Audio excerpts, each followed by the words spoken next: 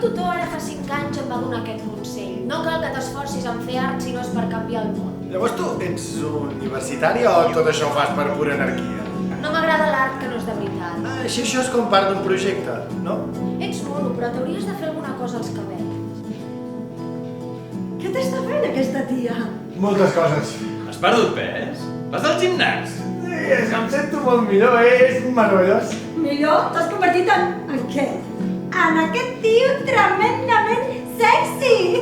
Ara resultarà que vomitar les teves neurosis de merda damunt la gent és realment art. Vols dir que n'hi ha per tant? Això només té un nom i és vandalisme. L'autor volia llançar una mena de missatge. Quina mena de missatge?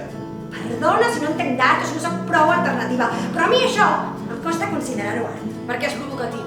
Perquè és una presa de pèl. Perquè és no convencional. Perquè és pornografia! Perquè és pura avantguarda. Mira, quan Picasso anava a cagar i feia un cagarro, no en deia escultura. Sabia la diferència. Ja em pots anar dient art que poc importa si no tens res a dir.